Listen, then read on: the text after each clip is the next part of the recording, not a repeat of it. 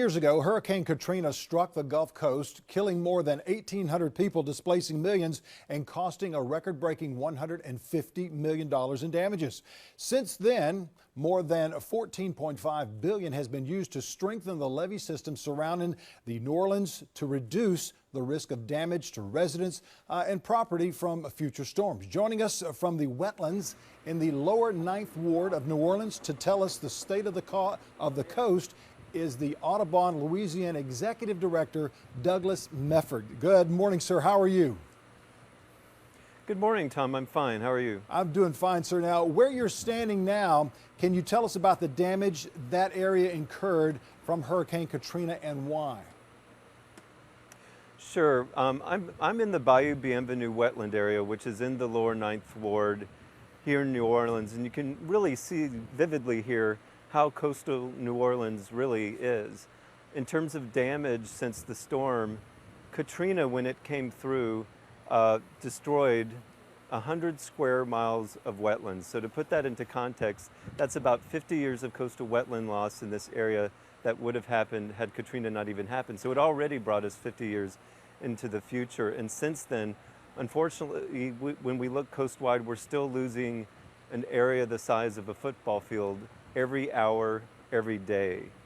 And so there's a lot of work that still needs to be done beyond the levees and floodwalls to rebuild the wetlands where we can and to protect and hold on to what we can as well. Yes, sir. You advocate for a restored Louisiana coast as a first line of defense and crucial buffer from future storms. Why is the coast so important in that regard? Well, these natural systems like barrier islands or like this, what would have been a former cypress swamp, we have a lot of salt marsh here. Each of those is a different layer or line. We call it multiple lines of defense.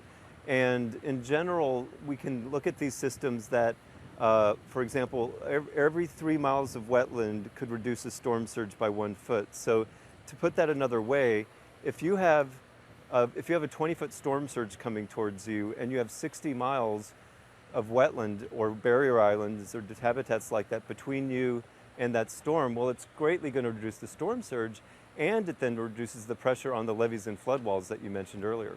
Yes, sir. Now, what progress has been made since Hurricane Katrina to restore the Louisiana coast? Well, there's been dramatic progress in the development of an ambitious but realistic coastal restoration master plan, which also involves levee protection. It's 50 years, $50 billion, and we have had some projects be implemented of various types, and those have come online, but this is a 50-year plan, so it really is going to take decades to fully restore the coast and restore those natural buffers that protect communities like New Orleans and the lower 9th Ward. And it's extremely important, not only nationally, but globally, to restore the Louisiana coast, correct?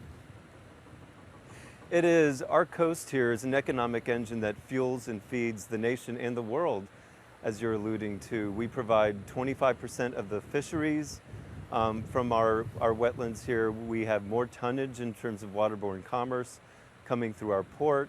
In terms of oil and gas from our wetlands and offshore, the wetlands provide valuable infrastructure protection to those systems. And so the nation and the world needs these resources, and we produce them here. So the nation needs these systems, and they need the people to live and work with these systems. Sir, we appreciate all that you're doing down there at the Louisiana coast and the Audubon Society. We wish we could talk with you a little bit more on this today, but thank you so much, and continue to move very forward after 10 years of Hurricane Katrina. Thank you, Tom. More coming up at the break, so stay with us.